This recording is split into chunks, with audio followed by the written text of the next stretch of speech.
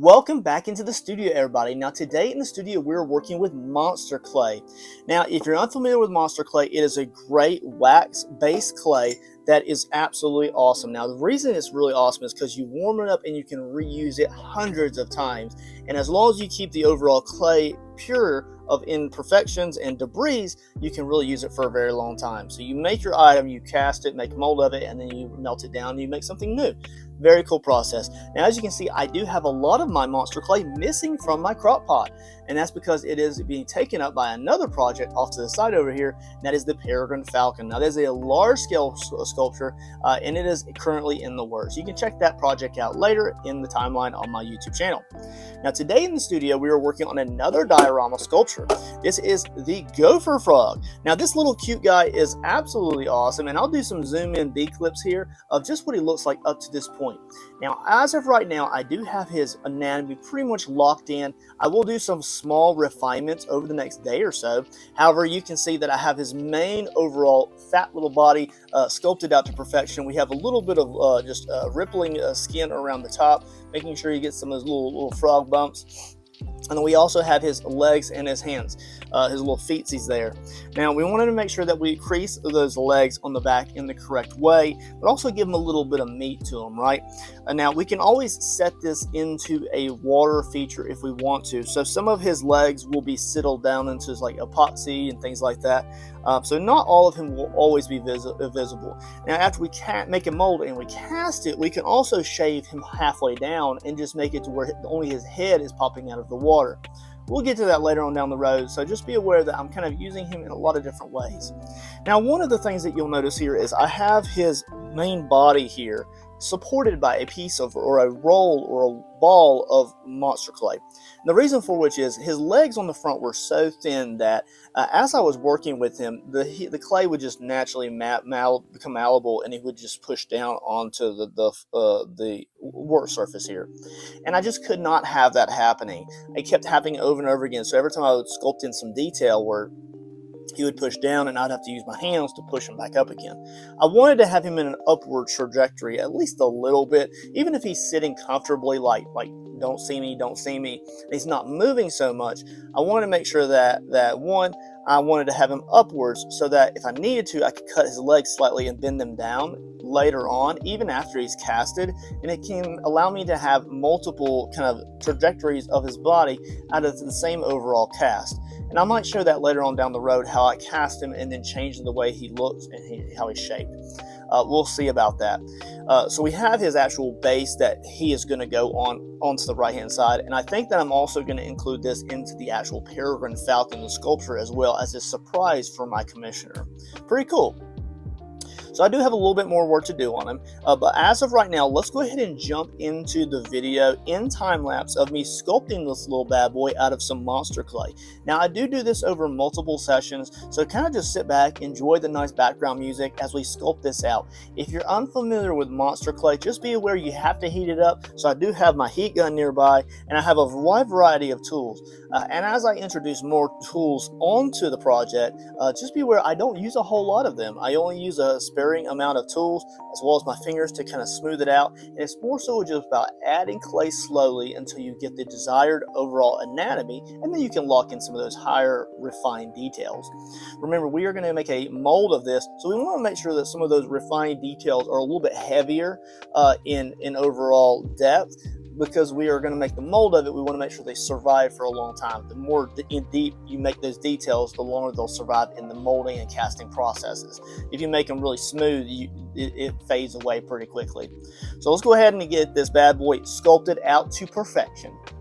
All right, all you amazing viewers and people who love amphibians, we're going to get our amphibian fix in this project here. Now, this is monster clay. If you've never used monster clay to sculpt anything, what are you waiting for? You can find it in my Amazon affiliate list in the description below under the clay playlist. Of course, it is absolutely amazing, and you can reuse it 1,000 times. Okay, maybe not 1,000 times, but you can reuse it a lot. So as I kind of go ahead and sculpt out the general body shape, which will kind of transform over the first portion of this video here, I will ever so often throw out little helpful tips and tricks about this awesome little frog. Now this is going to be a gopher frog, and of course when we're sculpting something like this, we're using a lot of different reference photos from online and places like that, and Google images and searches that we just perform. I am, after all, not a scientist. I'm just kind of just a lover of great references and things that allow me to express my artistic style in different ways. So I've built up the overall structure of the general shape of the body of the frog, and it's going to transform quite a bit as we kind of roll through this video. But we're going to go ahead and get the arms and the legs put in with a little bit of armature wire. And throughout the process, you also notice on the right-hand side of his arm, or his left arm, you'll see that the armature wire actually gets exposed at some point, and I'm completely okay with that. If anything, it just makes it look like a tendon. So you'll start to see a little bit of that silver come through a little bit. The most problem that I had with this is because the studio is a little bit warm at this time of the year. We don't have the AC truly blasting, and it's just kind of just an ambient temperature. But it is a closed off room, so it just gets a little bit warm sometimes, and it does warm up the clay. So I was trying to let the frog support itself on its front legs here, and the clay, as I'm working with the clay item, pushing on it, pulling clay off, scraping clay off, and sculpting the legs here, it naturally sags down. Eventually I do have to put like an interior middle support on the frog, and you'll kind of see that later on down the road in the process when we get towards like the casting and the mold making processes. I'll reiterate about that, this little support around the chest area of the frog, just holding itself up so it doesn't collapse down on itself in like a cowering position. I wanted this frog to be very like a prominent stance instead of just like afraid or cowering from, say, like the Goliath bird eater. We sculpted a small tree frog, an Amazonian tree frog, for that project, and we made sure that we tucked the legs so that it was very cowardly, very hidden away in the camouflage of the pools and the water features that we had made for that frog. This one I decided just to do something a little bit different. This one is like not afraid of anything. It's just kind of out there exposed. It doesn't have any kind of predators nearby, and it's living its life, its best life here. Now, one of the things you'll notice here is ever so often when I tuck in those pieces of the leg, the little meat of the legs there, that good tasting meat, right? Frog eaters, you get what I'm saying. Anyway, so as I kind of put those legs in there, I'm trying to get not only just good proportions between the two legs, but I'm also trying to get the overall like kind of anatomy between the inner like kind of thigh and the lower portion of the leg up into the toes the correct size. And I'll go back and forth adding and removing clay until I just get really happy with this.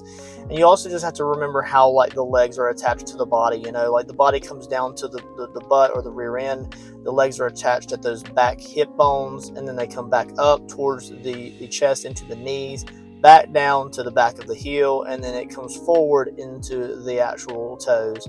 I didn't make the toes super incredibly long in this frog. I wanted to make sure I had a really strong castable item, and it's not like I can't ever just like sculpt on a few like little longer toes depending on the type of frog that I'm casting, but I will kind of explain more of why the toes are a little bit shorter when I get to that stage of the project. So we'll loop back around that. Don't worry about that. We'll talk about that again when we get to that stage. I'm really just trying to build up the back of the bone here. A lot of frogs have that little ridge at the very back of the body there around the back, and I don't know for what reason that is. Maybe somebody who's an expert on amphibians and frogs can reiterate that in the comments. Give us your 2 cents. Let us know what you think about the frog.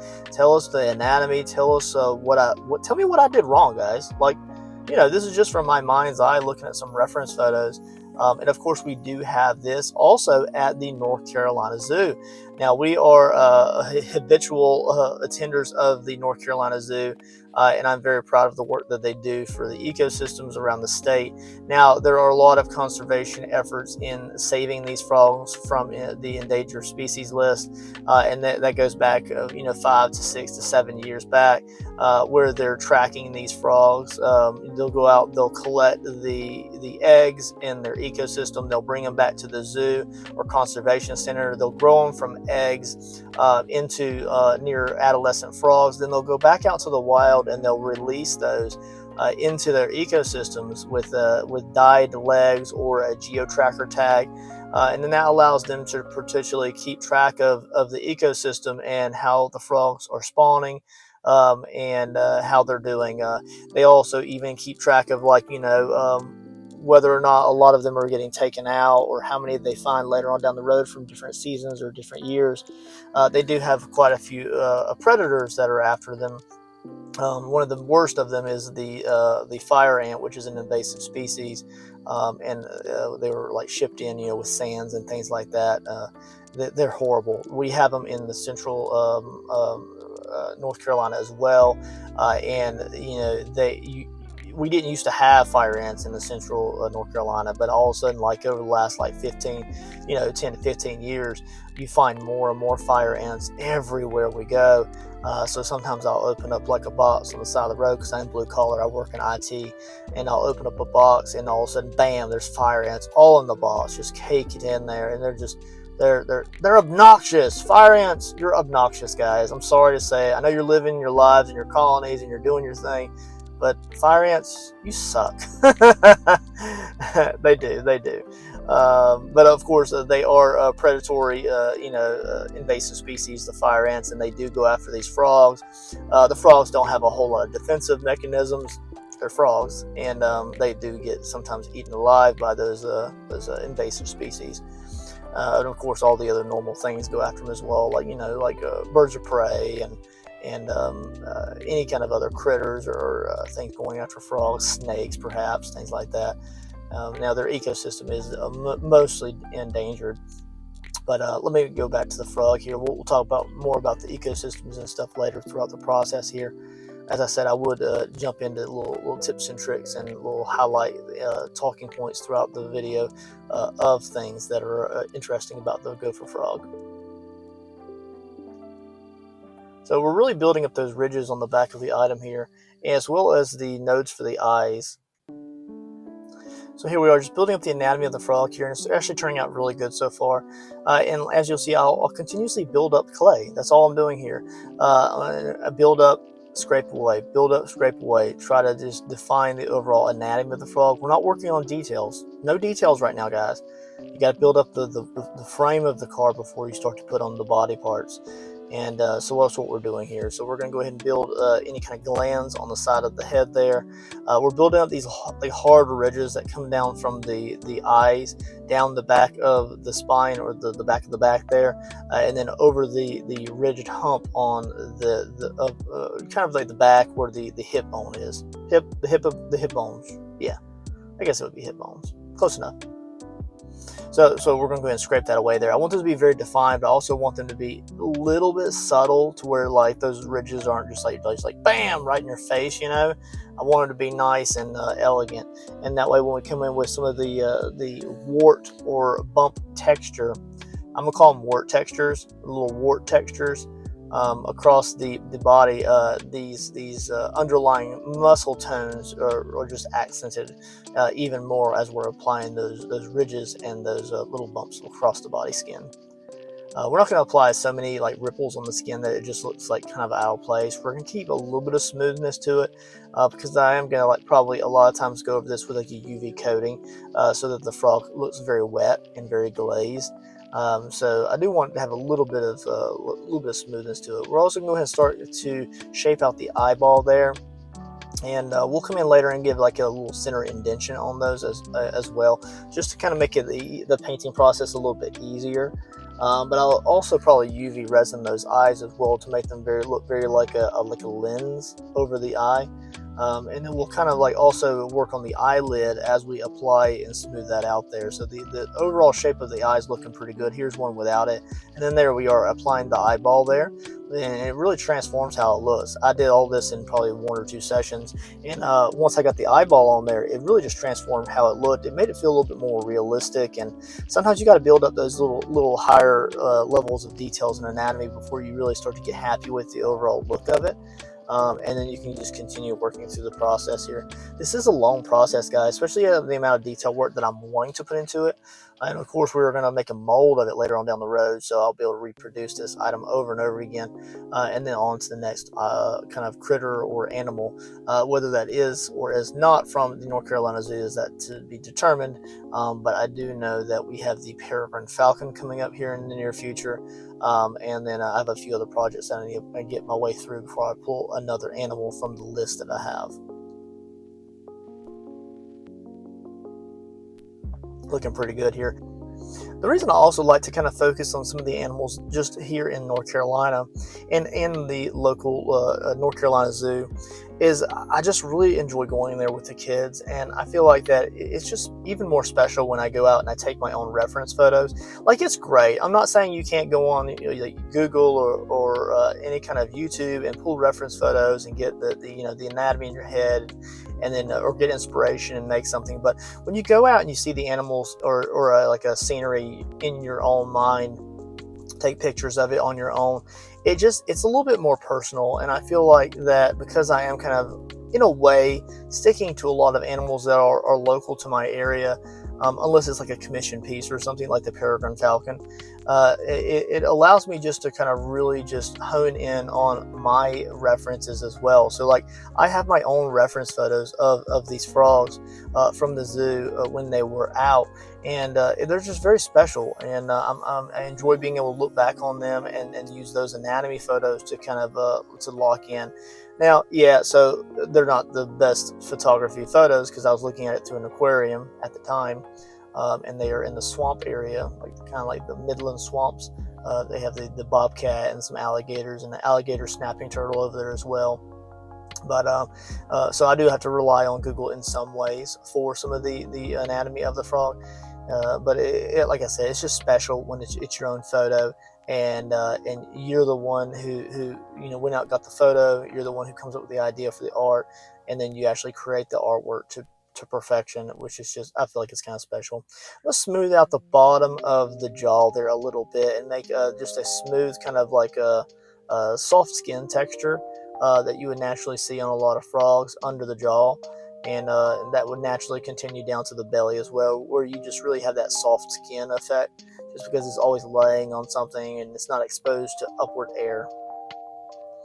Also kind of sculpting in those little eyes there. Now those little eyes need to stay rounded, and so if they become distorted in any way, I need to make sure that I come back and smooth those out and roll them and make sure that they stay in the overall general shape.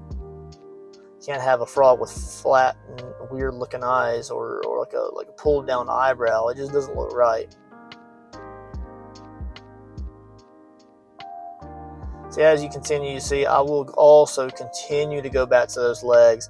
If those legs in the back do not look properly proportioned and symmetrical, well, not necessarily symmetrical, proportional, the meat of the sections of the legs need to be proportional, but they don't necessarily have to be in the same overall like style. Like I don't have to have both legs super compressed. One foot or one hand could be slightly further out or to the left. They don't have to be the exact same.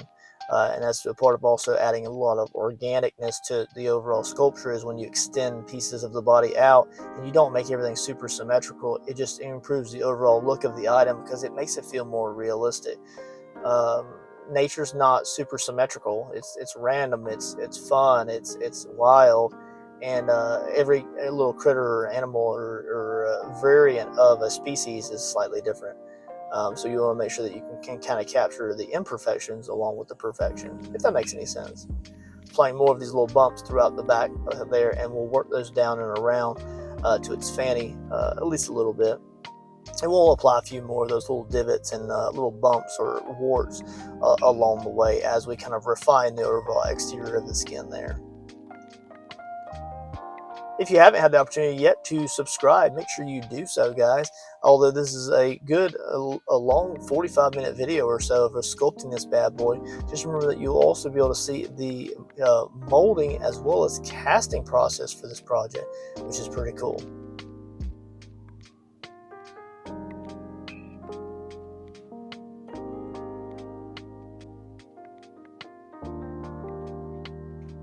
Alright, so we're going to start to work on some of these warts around the back of the hind legs there. as well as where it rounds over to the belly. Now we want the belly to be relatively smooth overall, and I'm using a ball stylus tool to kind of just smooth out the edges of each one of these little dots of clay as I smush them down. It's not necessarily a hard process for this portion of the build. It's more so just like time consuming and kind of like tedious to kind of like smooth out each and every little wart. I'm also kind of like building up a little bit of texture around like kind of where the muscle tone would be on the arms. Right now he's like super like jacked, and he's like buff as all get out. I'll shave a little bit of that down as I go through the process.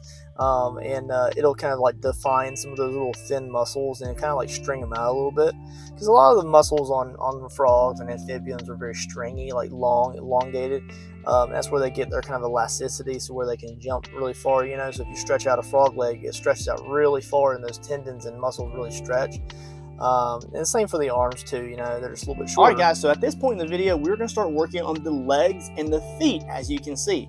Now, I really didn't anticipate the bottom of this little sculpture to be visible very much. I anticipated just having the mounts outside of the leg and the feet visible above the item itself. So what we're going to do is we're just going to go ahead and lay out some clay. We're going to cut it and apply just general details to the fingers and the toes.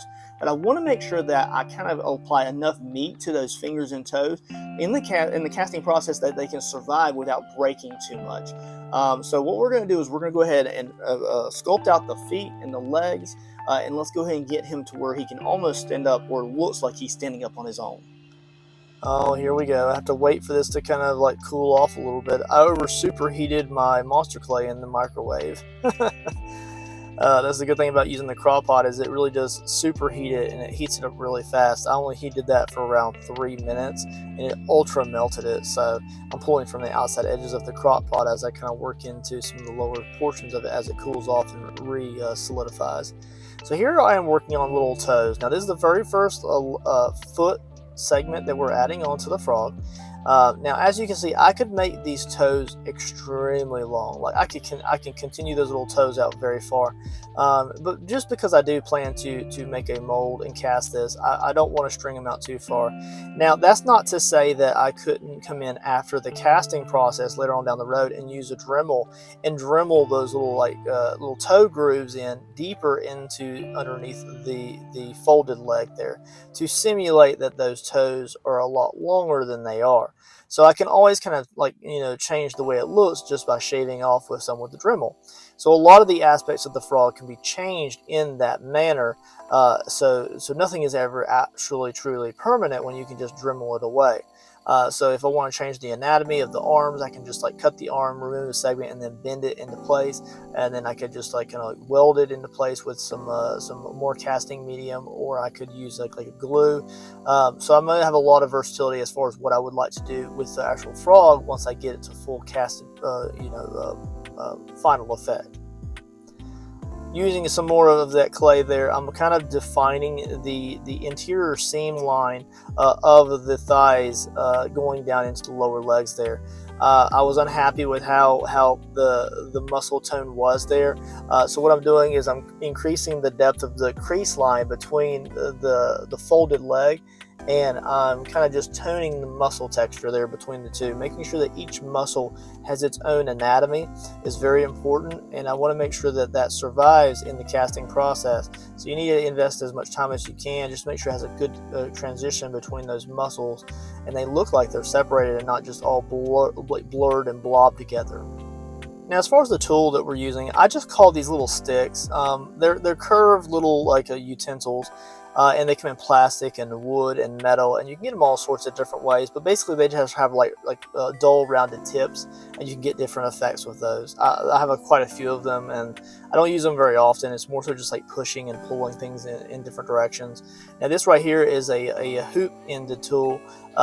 People call them a lot of different things, guys, but usually you can get them in a set of these with the metal handles with the grips on them, which I usually love these because you can use that grip to apply texture to clay. And basically all it does is it has a little hoop at the end of it, a little wire hoop. And sometimes they have like a thin gauge wire, sometimes they have a flat wire. Mine have a lot of flat wires on them. And all you do is you just shave off particular layers of clay until you can kind of shave it down to the general shape that you want. I even use this to kind of shape the eyeballs and the eyelids. So you can use it for a lot of small detail work. Although it's got a little bit of size to it, it's got a lot of versatility. And all you'll do is shave that clay off. It falls down below the item, and you just pick it up and throw it back in the crock pot to be melted down back into monster clay. And that is again why we love to use Monster Maker incorporate monster clay. It is absolutely incredible as far as just the general repurposing of the clay. Instead of you just making something and then it just being a wash and having to throw it away like a water-based clay or something like that. Or an air dry clay, it's just really great to be able to reuse what you have instead of having to continuously buy stuff, especially when you're wanting to make casts of these to reproduce them in the future. And that's what a lot of my overall sculptures are becoming, are castable items, whether I want to cast it out of concrete or resin, or maybe even here soon we'll be casting with polymer plastic. We'll actually be using Smooth Cast 300 probably for the Peregrine Falcon, and then maybe for this one as well. So we'll be casting one and creating it to maybe do a giveaway. Who knows? We'll see how it turns out in the near future. Alright, so I'm using an X-Acto knife here now. I'm just using it to just remove particular little indentions of clay, being very strategic about what I remove and where, and if I want to build up any of that muscle tone. I'm trying to make the hip bones of the lower portion of his booty butt kind of proportional. I want to make sure that they look correct when you look at them, and they just don't look like super counter wonky and just like I don't want him to look like he's got a big old bubble butt on one side and then the other side's kind of like saggy. You know what I'm saying? Like, okay. Enough about butts, but I'm shaving a little bit off the feet there, kind of making sure that it doesn't look like it's just like flat against the plastic surface that we're working on here, making sure that it has like a nice curve to it, cleaning up those toes a little bit. And I'll push down on those toes a little bit to give them a little bit of a web texture. So it's just a way to kind of just increase the overall cleanliness of the item here. Taking away some meat right there between the hind hip bone and then that crease where it goes to the front knee of the leg. Do frogs have knees? It's going to bug me until I Google it later. So let me look at my search history. It's going to be like, Google, do frogs have knees? I doubt they have kneecaps, but do they have like a tendon like knee? Probably. They increase like its like stringiness and how like the elasticity of like the jump. I don't know. I'll have to look it up. If anybody is a expert on amphibians, in the description and the comment section below, let me know. Do frogs have the anatomy of a knee? Like the bone structure of a knee? Or is it more like tendons? Let me know. Using a curved dental tool here, we are going to be working to kind of work on the face a little bit. As you can see, I do have two little nostril holes there. And they're very simplistic, very easy. We just put them in the right place and you just drill the holes. And we want to make sure that they're kind of deeper than normal so that way they survive the casting process. And if you need to carve them out a little bit with a Dremel, you can always do that later on down the road. So what I'm doing here is I'm just using the carved dental tool as well as the hoop tool, and I'm removing particular pieces of clay. But I'm going to use the dental carving tool to detail the toes on the back legs as well as the front legs.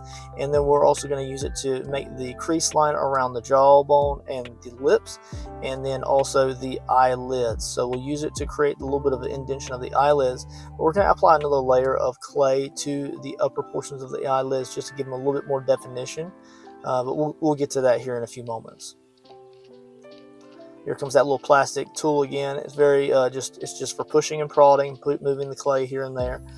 Again, I don't use it very often, but it is in my two mason jars of sculpting tools, and when I need it, I pull it out. I will say that I will probably always lean towards the plastic version. I just think that wooden sculpting tools, they're beneficial in some ways, but I really just like the plastic. But it also depends on what type of clay you're working with, on how it pulls on the clay and how it interacts with it.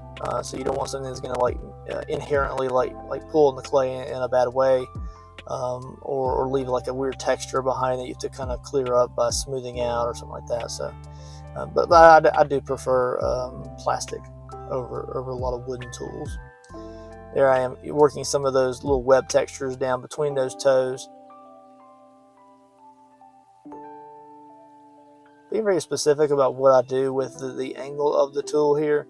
And then here in just a second, we're actually going to pull out those hands. There they are. We're adding a little dollop of clay to each side, and we're going to go ahead and use our little tool here to push it down into the wrist area. And then we'll separate those toes out. We're going to put 3 little toes on each individual hand. Very simplistic, very easy. And then what we'll do is we'll kind of pat down each and every edge of the little fingers. And then we'll just make sure that they stay clean throughout the process.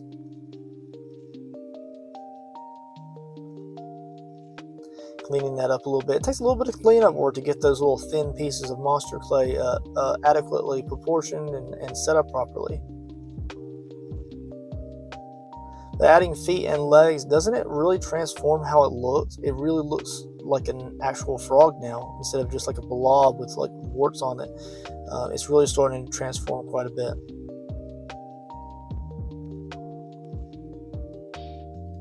Now, one thing I'll notate here is that, as a fun fact, most of the ecosystems that the gopher frogs live in, they actually really benefit from wildfire burns, and it clears out the ground cover and opens up the forest and the woods, and it helps their ecosystem overall. And because there's been so much fire suppression and resistance from the states and so forth, them not wanting to do burns, it's really hurt their habitats.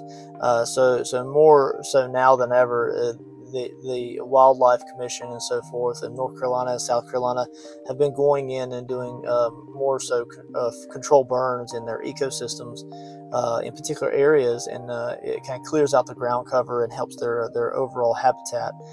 Most of these frogs like, for the most part, like standing water. But they don't like big water, so like small ponds here and there, but nothing that has like a lot of rushing water or continuously flowing water. They like kind of like stagnant water in a way, but they do require that the ground dry out periodically, just so that they're not so too overly wet for extended amounts of time. Like, it's okay, they live in swampy areas and in like the pine forest and so forth. But they do require dry seasons as well, and it kind of benefits them also. I do just find it kind of interesting that, you know, when you research specific animals or subjects for particular projects, that you really do learn a lot of stuff. And although I know that these were like already in our North Carolina zoo, Asheboro Zoo, as a cared for enclosure, it's very interesting just to actually do my own research away from the zoo, and you learn tons of information about these amazing animals. Not just like the portion of where, you know, animals are becoming endangered or the habitats are being threatened, but you get to learn like the small nuances of like the actual animals themselves. There are some great YouTube videos online, and I'm going to post them all in the description below. So after this video, I highly encourage you, drop down to the description below and check out some of those awesome educational videos. A lot of them just run about 4 or 5 minutes long. One of them is from North Carolina Zoo. They're just very beneficial, very simplistic, very easy, very straightforward information, and you'll learn a ton about these little gopher frogs. The kids will really enjoy it, and so I'm gonna throw those down there, guys. Make sure you check them out, okay? So as you can see here, we are doing a little bit of work on the eyes. I did use the dental carving tool to smooth out the eyeball and push in a little bit more of an eyelid there. It's supposed to be kind of like a rolled over lens eyelid. And then we're also going to use that hoop tool to remove a little bit indentation for easy painting later. Alright guys, so at this point in time, we have the overall anatomy of the frog really pretty much locked in. We applied a little bit more meat texture around the eyes just to kind of apply a little bit more ridges there. I'm going to apply a few like micro bumps throughout the whole project just to give it a little bit of texture. Even though a lot of these frogs, they look like they're very ripply, they do have a very smooth overall skin, especially when they're in the water. And the gopher frog naturally is a gophering frog, so it's in the dirt. It's got some little water accumulation around their little gopher hole, but they do burrow, right? So what I'm going to do is I'm going to go ahead and build a base. We need to get rid of this supporting piece in the very middle. So to do that, I need to make sure that these front legs have the support they need to survive the casting process. But you have to think about how you want to make the mold of the item. Now, I can make the mold to where we pour the casting plastic into the back legs or the front legs, but then we have this big piece of latex or silicone right here underneath it, and we cannot have that. Well, if I make the mold to where we pour from the very top, like through a funnel, that's doable. But if we do that, then I need to make a seam line to where this breaks apart. So it's either you make a seam line to where it breaks into two pieces, but you also have to think about, like, is it going to tug on these legs when I go to cast this? It's very likely. And because of their thin nature, it's very easy for those to potentially break. And then you have just like a foot that's missing. You have to recast it. I ran into that similar problem when I made the little tree frog for the Galactic Burr-eater tarantula not too long ago. And I don't want to run into that problem now. So whenever you're making your molds of your items that you've sculpted, you just need to think about that quite often, about how is it going to perform when you go to make the mold or cast it out of the mold. Although we're using great products to make the molds, we want to make sure that we're successful in those endeavors. So I think what we're going to do is I'm actually going to build a small kind of foundation base that's going to go under the frog. It's going to be very simplistic compared to the diorama that I planned for the Gopher frog to go on. The base for the Gopher frog is a little bit abstract. It's going to have like an abstract water effect that comes down. So it's going to have a wooden... I'll actually bring it out. This is the actual base that it's going to have. So as you can see, we're going to have the rock formation around the bottom. We're going to have a rock formation around top. We're going to have the Gopher frogs sitting up here. And we're going to do a more refined water effect down this rigid UV resin casted straw. So there's two straws here. One is a rigid, one is a flexible pipe. And we're going to go ahead and apply more strength to this as we apply the epoxy. But I want to make sure that, one, he's a big frog, so he's probably going to go down here. And up here, I'll probably apply like a muddy texture, and we'll probably cut him in half and just apply one of the heads up here. So it'll be the same frog, we'll be just using it in different ways to where it doesn't feel like they're the same. We could also paint them slightly differently. So we'll use that. But I want to make sure that he can kind of sit up on his own. But if I create a small base similar to this, but just a smaller version, that's what I'm looking for. I want to also give it a natural support around the belly so that it's holding him up slightly to give it a little bit of strength. Because I could sell this little diorama just as it is for, say, like a little side table or a coffee table, just casted that, or I can cast it, cut the frog away, and then put that frog on another diorama. So you can use it a lot of different ways, and I want everything to be very multi-purpose used in a lot of different ways. So what we're going to do now is I'm going to go ahead and pull out a little bit of more monster clay, and we're going to create kind of a rock texture base with maybe a little bit of a divot for a little bit of like a puddle water feature. Not a whole lot, but just a little bit. And that's going to give this little frog the support and also just the overall completion that it needs. It's going to apply upward support to the frog to keep him upward, and it's also going to give us something to lock those little feet and toes onto to where they're less likely to break when we're casting them because they're against a hard surface. And I'll mention that later on in the casting and the mold making processes when I get to those videos about that and how I'm going to do that. It's more so about support, multifunctional, and looking good. So let's go ahead and get a little rock base created for this diorama, and then we'll start to think about the actual molding process. All right, so here we go. We're going to start to build a little bit of a base. Now, this was not my original intention. As I stated before, I intended just to cast the frog as it is now and then just apply it to other diorama bases as I built them out. I was going to make it just a solo animal. Right now, the frog, the amphibian, is the castable item. But I decided, I was like, why not? I already have the clay out. I have my little station built out. Let me go ahead and build a small medallion base, and then I can turn this actual item into a full diorama. And this will just be a small diorama that I can detail out with flocking and grasses and mud textures, a little bit of rock, simulated rock painting, and then we can detail paint the actual frog himself on like just a natural little ecosystem base. So what we're going to do here is I've got a perfect consistency of monster clay here. As you can see, I only hit it with maybe like a minute in the oven or the microwave, and not the oven. Don't do the oven, the microwave, and it's ready to go. So I've got quite a bit of clay out here, and we're going to go ahead and we slapped it down there, and we're going to go ahead and start to sculpt this here. Now, one of the best things that you can use to make an overall little rock texture base is just rocks themselves. So I've collected rocks throughout my yard and my travels, and I will use those sometimes, not all the time. Sometimes I'll sculpt it by hand, but I'll use those as impressions to give it a rock texture base. Now, okay guys, if you want to see this part of the video in real time, I do offer that. It is on my YouTube channel. So if you want to sit back and enjoy this process of sculpting the rock base for the diorama, I will link that in the description below, and you can just jump over that video. It is a real-time video of us just chatting, having a good time,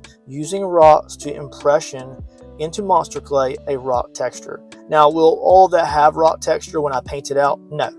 This won't be like a fully just painted rock base and we move on. It's going to have a lot of mud and texture and dirt and debris and flocking, and it's going to look great. Now, originally I was going to make just like a little mud puddle. Just a little mud puddle. That's why I kind of pushed it down with the ball stylings tool, and I was going to go ahead and just like leave it as it is. We'll put the frog on it, and hey, we're done. All fixed up, we're done. So that way, if I wanted to cast it, it has a little base that goes with it, and I can just sell it like this right now out of the Etsy shop as it is. And then if I want to take it apart and just pour just the frog and then cut the rest of it away, maybe not waste it, maybe use it on something else, I could put the frog on a larger diorama and then create something from there. But that way I could always just create a smaller version of it, maybe like a shelf unit, and I could sell it that way. Might as well use something as multi-purpose, right? So I like how the frog is sitting on this little rock formation. Let's just call it a mud puddle. A little muddy rock formation. Mud puddle. Rock puddle. Mud puddle.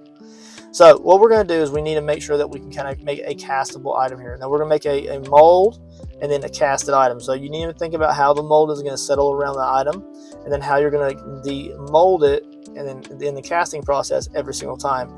Like, are the things going to catch a lot of the bottom of the frog? Is the latex that we're going to be using for this project, toxic latex, going to be able to fit into all the nooks and crannies without pulling too much, without ripping? But we're going to have to fill in a little bit here and there to make it a more castable item, which means I do probably have to Dremel a little bit of the bottom of the belly of the frog away. But it'll also create a stronger casted item for the overall project. So make sure you stay tuned and check out the next video in this series if you'd like to. That is where we're going to be using latex to make the jacket mold of the actual gopher frog here. Now you can see I did shove a rock in there. Yeah, we shoved that rock right on into the clay. And just remember that the interior of the little monster clay formation here is a little bit deeper. It's not very much at all. We're gonna have a small shallow puddle. It's not super deep, not super a lot. It's just nice and shallow. And what we're gonna do is we will put that rock in there, and that's gonna give us the simulation of a burrow. So you know, they go into the dirt, they kind of burrow down into like soft loamy dirts, and then that's where a lot of times they'll find them when they go out and look for their geotags to see where they are. So they have to use like a triangular antenna to track down where they are with a little geotag on them, and then a lot of times they find them in like, you know, water or in a burrow. And so we're not gonna like make a big old divot hole in the thing. We're super deep. We're just going to give it the simulation that it's standing beside a little burrow. And it's very interesting because a lot of these frogs also use burrows of other animals. Now, I'm not going to get into all the nitty-gritty of that, them using other burrows like the burrowing tortoise, but they do it. And you'll see that in those educational videos, as I mentioned in the description below. Now I'm also using a little raking tool here. It's also a hoop tool. It's just in a different shape. It's a little bit larger, and I'm scraping away little edges around the opening to where the burrow would be. And what we're going to do here is we're going to make it simulate like the frog had kicked dirt out of the burrow, maybe after like a heavy rain, or maybe a little bit of dirt got washed in there with something walking by, or some leaves or a tree falling, and maybe the frog kicked that dirt out of the burrow. Maybe, get out of my living room, I got a sweep in here, just kicked it out there. And then so we're going to apply just a kind of a smooth texture around the opening of the burrow, and then the rest of the overall rock formation, mud puddle as it were, is going to have a nice level of detailed stippling and rock texture, so we can do whatever we want with it. If we want to paint it all rock, you paint it all rock. If you want to make a puddle of mud, you make a puddle of mud. And it allows you to use any textures over those sculpted rock textures you'd like. You can do whatever you want with them. So I'm going ahead and I'm also sculpting in little feet platforms for the frog. Why am I doing feet platforms? Because we made a non-even base for the diorama, which looks absolutely awesome. It does, guys. Don't lie. You like how it looks. But because we made it uneven, and I don't want to make the frog's legs uneven, because if I want to break him away from this base that we're building after the casting, then I want him to be able to sit flat on other subjects. So that means that his feet need to be level, or as close to level as possible. So I've went ahead and I've made each little leg a small little platform. We've blended that in, and now he's sitting flat on this item. If you take him away from the item and you sit him on the plastic that we're working on, he sits flat on that too. Last few details over the actual frog and the rock texture here. I'm trying not to wash out too much of it, but as you can see, it's just the simulation of a burrow, and we will use our paint detailing skills to make that a deep, dark hole in comparison and contrast to the rest of the base around the frog here. Now, another fun fact before we go into the last portions of the video and kind of the showcase of it, we're going to add a few little warts here and there, just little final touches here and there. And then we're going to fill in the underneath of the belly, so that way that's not catching any latex, and that's an easy castable item. I'll give a more description of that in the next video when we get the latex out, you guys. So just don't worry about that right now, but we will get to it later. Another fun fact, guys, is these frogs usually don't get super big. Usually it's about 1 inch to 2 inches in overall length, or when they're kind of legs in. And I made mine slightly ever so bigger, and that's completely fine. It's fun. Yeah, so just like that, this little gopher frog is sculpted out of monster clay. And of course, this is a time-lapse video of us sculpting the frog, as well as a really condensed version of the actual little gopher hole base that we put underneath it to give it extra support. I will also be making a full-length video of us sculpting the rock formation as well. And in that video, we'll be using none other than rocks themselves, just to give really quick texture over the monster clay. Now, of course, when we do that, we're creating a little divot where the gopher frog would be burrowing into the dirt and kind of hiding away. And we'll use paint and other techniques to kind of illustrate how deep that hole goes, even though it's a really shallow hole for the casting process. Now, next up in the series, we are going to be making a mold of this using latex, and then we are going to be making a jacket of it with gypsum. Now, the latex that we're going to be using is Toxic's casting latex. Now, this is a 407 casting latex, premium latex for slip casting and mold dipping, perfect for prop making and so forth, easy to use by pouring or brush on coats, highly tear and shrink resistant. Now, I've never used latex in any way, so this is all new to me, but I'm looking forward to making a lot of molds in the future. And eventually we're going to cascade this into mask making also. But for today, what we're going to do is we're going to begin the molding and the casting process of the gopher frog. And this is going to allow me to test out this product before I really apply it to a huge sculpture like the peregrine falcon, which is just massive. If I'm going to mess something up, we're going to mess up something small and not something big. Now, of course, I'll link this video in the series at the end of this one, and you can also find that in the playlist in the description below under the little gopher frog, which is pretty cool. You can also find this item on my Etsy shop under a simplistic version of the rock formation here, or more of an abstract and larger base. Casting medium for the outside jacket, which is actually, thank you. We're going to be using gypsum to create that outside shell to give the latex the support it needs. But I hope you guys really enjoyed the video overall, and there's some of the easy techniques we use to sculpt the rock texture. It's going to look even better when we get it painted out with all the flocking, as well as the little water puddle features on it with some mud. Make sure you like and subscribe, guys, and I'll see you on the next awesome video. How was that? Good? You can say good. How was that? Awesome. Awesome! How was that? Say awesome. Awesome. Awesome. Awesome. Awesome. Awesome. How was that? Awesome. Don't do that. How was that? Awesome. Okay, I can't put you in the video then. How was that? Awesome. Awesome. All right, cool deal. What does this look like? A frog. A frog. Are you sure it looks like a frog? Yes. If it croaks like a frog, it looks like a frog, it might be a Real frog. real frog. I like it. I'll see you on the next one. I'll see you on the next one. I'll see you guys.